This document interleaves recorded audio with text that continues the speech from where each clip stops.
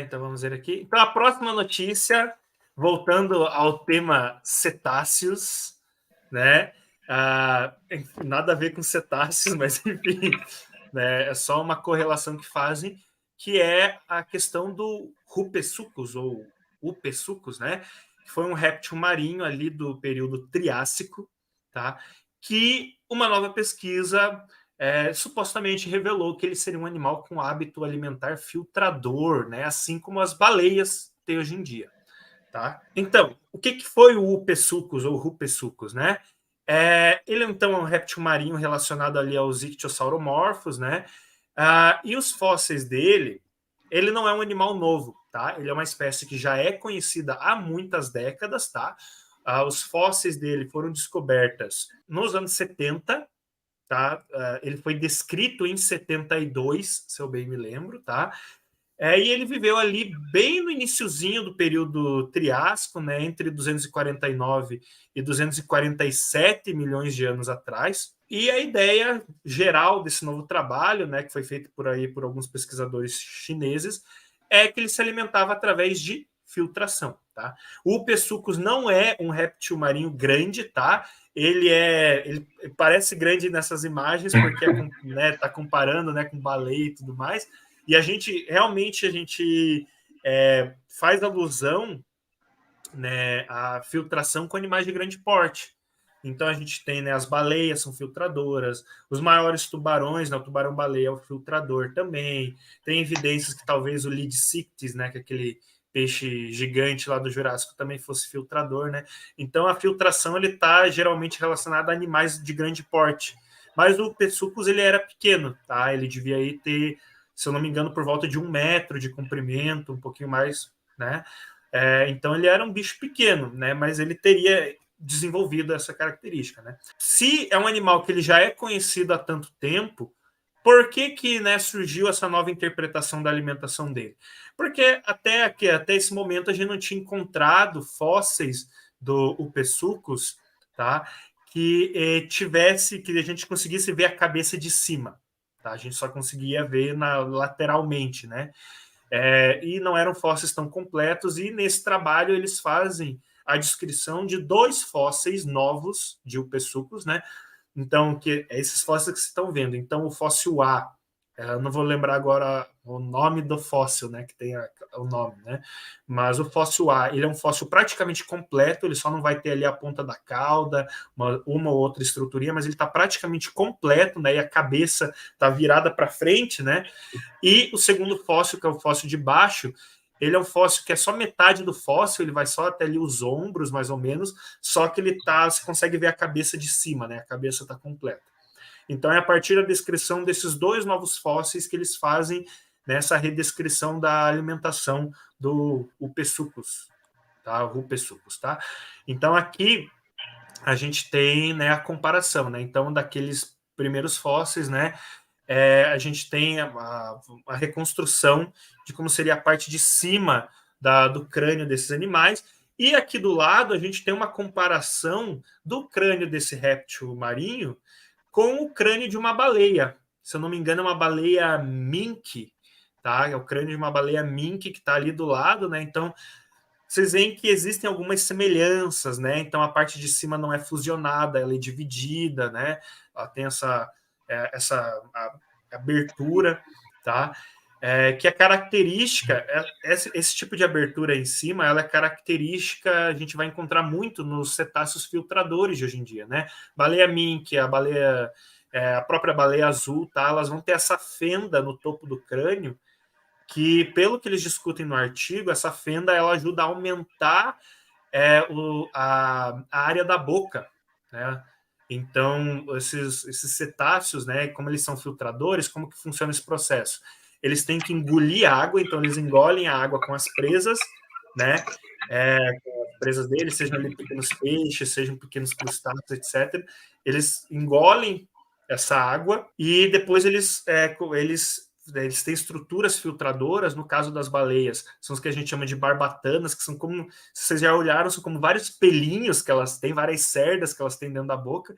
Então elas expulsam a água que que elas engoliram através desses dentes, tá? E ficam só com o material que eles vão se alimentar ali dentro da boca. E essa fenda, então, ela ajuda a aumentar um pouco a área da boca, né? O tamanho da boca, então ajuda a aumentar um pouco a quantidade de água que eles conseguem engolir, né? Então, pode se expandir um pouco mais nessa quantidade de água que eles conseguem absorver. E, consequentemente, né, engolindo mais água, eles conseguem, nesse processo, engolir mais presas também, né? Então, eles conseguem expulsar essa água, eles conseguem adquirir mais presa. Então tem essa semelhança física. E não é só essa semelhança, tá? Eles também notaram algumas outras semelhanças, eu vou discutir um pouquinho mais para frente, tá? Outras semelhanças com o crânio. Mas como que eles fizeram essa análise? Então eles analisaram, tá, os crânios de 130 animais aquáticos. É muito bicho. Eles pegaram 130 animais aquáticos, vertebrados aquáticos, tá? Incluindo 15 misticetos, que são as baleias com barbatanas, né? Baleia azul, baleia mink, etc. São 52 odontocetos, né? Que são as baleias, os cetáceos que têm dentes, né? Tipo a orca, né? Os golfinhos. 23 pinípedes, né? Quem são os pinípedes? Focas, morsas, leões marinhos, essa galera aí. 14 crocodilianos, né? Então, crocodilo, jacarés. E o ornitorrinco. Porque não sabemos, né? E aí que já veio uma crítica. Primeiro, o resultado, né? Qual foi o resultado que eles encontraram nessa comparação com todos esses crânios? Eles encontraram que o Epesuchus ele estaria mais próximo dos misticetos, né? Das baleias com barbatanas. Então, o Epesuchus estaria mais próximo nessa questão anatômica dessas baleias que têm as barbatanas, né? Mas tem algumas críticas a esse artigo, inclusive o canal Zoomundo, lá do Bruno e da Amanda, tem um vídeo muito bom a respeito disso, que eles discutem algumas dessas críticas, e uma delas é que eles não compararam com outros répteis marinhos, com outros ictiossauros, né, que são animais evolutivamente mais próximos, né? Então eles deixaram de fora esses dados e compararam com um monte de criaturas de outras linhagens que não tem, às vezes, nada a ver, né? E deixaram de comparar com ictiossauros e tal. Então, é uma das críticas que alguns pesquisadores estão fazendo a esse trabalho, tá? Então, a interpretação que eles obtiveram através desse estudo é justamente que esse animal, nessa arte bonitona do Mark Whitton, né, que esse animal seria um animal filtrador, tá? Então, ele se alimentaria filtrando aí pequenos animais, pequenos peixes, pequenos crustáceos. Além daquela semelhança com o topo do crânio, tem algumas outras semelhanças que eles encontraram, né? Algumas outras características que eles encontraram no crânio do Rupessuchus. Então, primeira coisa, além dessa fenda na parte de cima, a parte de baixo, as mandíbulas, elas não tinham uma conexão tão forte com o resto do crânio, então elas conseguiam se expandir com mais facilidade, né? Elas tinham algumas cineses que a gente chama. E isso, eles citam nesse trabalho, que é uma característica, por exemplo, de cetáceos que vão ter essa papada, né, esse papão, né, para justamente engolir bastante água e depois filtrar e tentar absorver a maior quantidade de presas possíveis, né? Então ele tinha essa característica também nas mandíbulas de baixo, né, que poderia dar suporte ali a um grande papo, né, para ele engolir bastante água. E outra coisa que eles notaram é que esse é um bicho que não tinha dentes. Ele é um animal que não tinha dentes. Se ele não tinha dentes, pelo menos nos fósseis a gente não encontra os dentes, né? Mas ele não tinha nenhum sinal de dente. Como que ele comia? Como que ele se alimentava, né? Já não pode nem dizer se ele era herbívoro, se ele era carnívoro, mas na margem ali, que eles chamam de margem labial, né, do crânio desses animais, eles encontraram alguns sulcos que poderiam indicar que haveria uma estrutura mole, né, uma estrutura de tecido mole que poderia, né, seria análoga às barbatanas que a gente encontra nas baleias, né? Não seria a mesma estrutura, obviamente, mas que a gente encontraria aí nos misticetos, né? Seria uma estrutura de tecido mole que poderia ajudar nessa filtração. Então, tem aí algumas evidências que realmente dão suporte a essa ideia de que esse animal seria um filtrador. E eles discutem, inclusive, nesse trabalho, né, por que ele teria desenvolvido a filtração. Então, esse é um animal que ele viveu bem no iniciozinho do período Triássico. O que a gente teve na transição do período Permiano, da Era Paleozoica, para o período Triássico, da Era Mesozoica? A gente teve a extinção permiana, a grande mortandade, que foi aí a maior extinção em massa que a gente tem no registro fóssil, né, que estima-se que é por volta de 95%, entre 90% e 95% de todas as espécies que viveram no nosso planeta morreram. Tá? Então, as espécies que sobreviveram depois desse apocalipse, pensa, elas tinham um novo mundo vazio, pronto para ser dominado, vários nichos abertos prontos para serem ocupados. Então, é justamente nesse iníciozinho ali do período Triássico que a gente vai ter o surgimento, né, de várias formas bizarras de animais, né, que estão, né, vamos dizer assim, tudo bem que a evolução ela não tem um motor para agir, né, ela não tem uma razão de acontecer, mas, digamos, tinha muito espaço vago e eles estavam testando coisas novas, né? Só que lembrando, a evolução não funciona assim, né? Não é por intenção, né? Mas enfim, vocês entenderam. E nesse novo ambiente, né, essa alimentação diferenciada poderia ter dado uma vantagem pro Pessucus. O Pessucus, nome difícil de pronunciar. E poderia ter dado essa vantagem para o Pessucus, né? Uma forma de alimentação diferenciada, até porque, né, muitos dos animais que sobreviveram, né, ali no iníciozinho do período Triássico eram animais de pequeno porte, né? Então não tinha grande, mesmo nas formações onde o Pessucus são encontrados, os fósseis, não tem outros grandes animais vivendo junto com eles, não tem outros grandes peixes, outras grandes criaturas assim.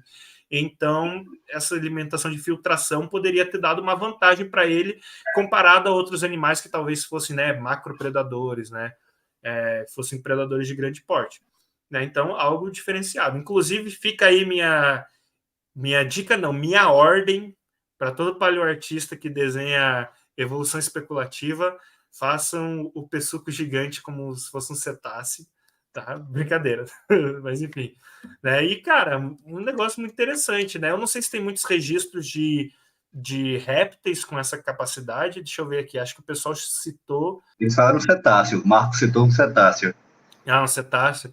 Mas tem o próprio Amanda e o Bruno no vídeo que eles fizeram ali sobre esse caso, eles comentam que existe algumas hipóteses para alguns ictiossauros gigantes, né, e alguns outros também répteis marinhos que talvez fossem filtradores, né? Acho que algum deles até apareceu no Prehistoric Planet. Isso. Não era uma filtração muito refinada ali, né? Porque os dentes não eram tão, digamos assim, não era uma malha muito fina, não era uma rede muito fina, mas eles botaram aquele animal ali filtrando, né? Ele pegava uma porção de lama, fechava a boca e deixava que os dentes segurassem os animais que estavam na lama, né? Isso. E é muito interessante ver isso surgindo num réptil, né? Inclusive, a gente falou aí, Mortunéria, né? O Marcos citou aqui. Esse mesmo, que apareceu no Prehistoric Planet também, né? Do finalzinho do período Cretáceo. Mas uma coisa que a gente citou aí, o Pessucus, como eu falei, ele é bem no iniciozinho do período Triássico, é coisa de 3, 5 milhões de anos depois desse apocalipse que foi essa grande extinção em massa. Então, o mundo ainda estava se recuperando, né? Então, a gente ainda não tinha grandes animais, grandes plantas, né? O mundo ainda estava, né, se recuperando depois dessa pedrada que eles levaram, né? Não foi uma pedrada literal, não foi um asteroide, mas enfim, né? Muito interessante essas formas bizonhas de animais que acabaram surgindo aí no início do período Triássico, né? É o que o pessoal fala, né? Depois das extinções em massa, geralmente aparecem as criaturas mais estranhas, né? Porque são diversos grupos tentando ocupar novos nichos, né? Então, depois das extinções em massa, acaba aparecendo umas formas bem esquisitas. É isso, né? Eles citaram no artigo também que um aspecto interessante foi o fato de ele ter surgido muito rápido na evolução desse animal, se realmente eles fossem filtradores, né? Que as baleias demoraram muito mais tempo para assumir esse nicho ecológico. Sim. E eles disseram que esse animal foi bem rápido. Uma coisa que a gente pode voltar aqui na conversa do Percebes, que o pessoal tinha comentado, disse que ia fazer o apontamento agora, é a questão do gigantismo, né? Que esse animal era pequeno, mas se ele realmente fosse um filtrador, ele podia acabar convergindo para o gigantismo, né? Depois de um tempo, porque o modo de se alimentar por meio de filtração, ele é energeticamente eficiente, porque o animal não precisa correr atrás de uma presa pouco menor do que ele, tentar abater, ter um gasto energético absurdo, como, por exemplo, orcas têm, tentando abater um outro cetáceo, né? Ele simplesmente aproveita a energia da locomoção, abre a boca e vai filtrando ali, né, dependendo de que tipo de presa for, se for plâncton, por exemplo, e vai conseguindo uma quantidade de energia maior do que aquela que ele está gastando. E isso proporciona que ele cresça.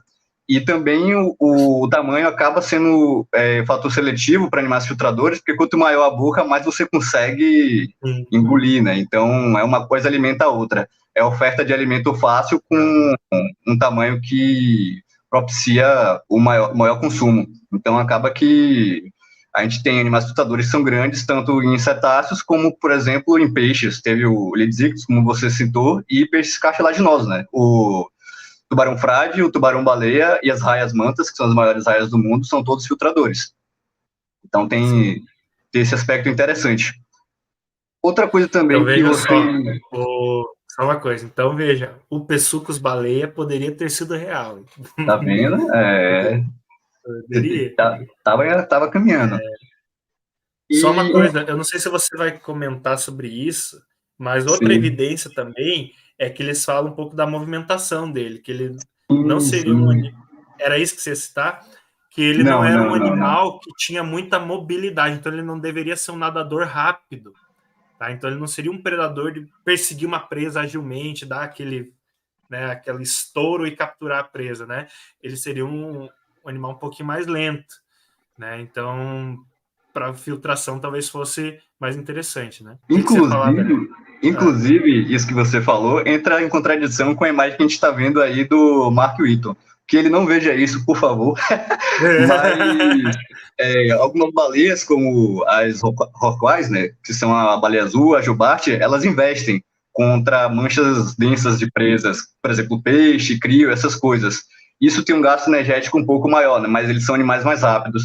E eles conseguem aproveitar essas manchas densas, que são, digamos assim, muito energéticas, né? E outras baleias têm um nado lento, como a baleia franca, e pega animais como o plâncton mesmo. Ela não vai em cardume de peixes, no caso. E esse animal aí, ele no artigo, eles dizem que ele teria uma natação mais parecida com a da baleia franca, né? Ele não investiria contra bolas de cardume ou coisa do tipo. Ele iria com a boca aberta apenas de uma forma mais passiva, que é como o tubarão-baleia faz, como a baleia franca faz. E o que a gente está vendo aí na imagem é ele meio que investindo em um cardumezinho, né? Então, eu achei esquisito. Mas enfim, que o Marco Ito não veja isso. E o que eu ia falar era em relação à crítica que você citou que a Brânia, a Amanda e o Bruno fizeram. Eu fiz uma pergunta em cima da crítica deles, né, no canal deles, no vídeo deles, que o que aconteceria se a gente incluísse outros ictiosauromorfos na análise e que eles caíssem em posições parecidas com a do Ipsucus, só que esses outros animais a gente conhece a ecologia, porque, por exemplo, a gente tem dentes. Vamos supor que um ictiosauromorfo piscívoro caísse próximo a ele. Isso poderia balançar essa teoria do filtrador, porque mostraria que o que eles acham que é uma característica de animais filtradores, em relação à morfologia, poderia ser uma coisa em comum entre todos os ictiosauromorfos. Sim. Entendeu? Não seria uma pista de que ele era filtrador de fato. E aí é por isso que a gente deveria ter incluído, né, eles deveriam ter incluído outros animais filogeneticamente próximos a esse aí, para ver se isso realmente era uma adaptação dele ou será algo comum ao grupo.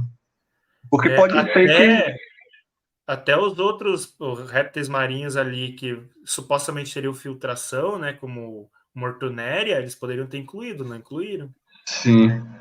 Mas principalmente animais próximos, né? Para ver se isso era realmente... Porque vamos supor, se a gente bota, sei lá, 5 animais filogeneticamente próximos a ele, e ele de fato sai diferentão. Aí você, não, realmente ele foi para uma direção diferente, porque os outros são piscívoros, e ele saiu na análise morfométrica como algo bem diferente. Então tem alguma coisa aqui que realmente justifica uma ecologia diferente. Mas se eles fossem iguais aos outros piscívoros, então talvez essa forma não fosse necessariamente relacionada à filtração, fosse só a forma normal, digamos assim, do grupo. Talvez fosse necessário uma nova pesquisa incluindo esses grupos nessa análise, né? É uma pergunta aqui do MGP, mas não teve estudo que dizia que os ictiossauros tinham se originado ainda no Permiano.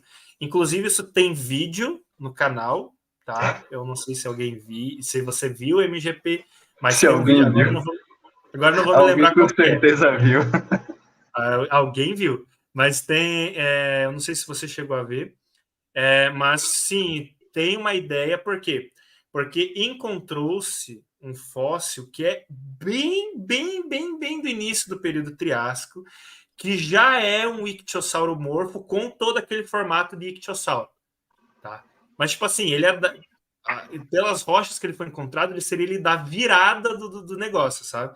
Então, tipo assim, se a gente já tinha um ictiosauromorfo com aparência de ictiosauro no iniciozinho do Triássico, então é muito provável que esse grupo tenha se originado antes, né?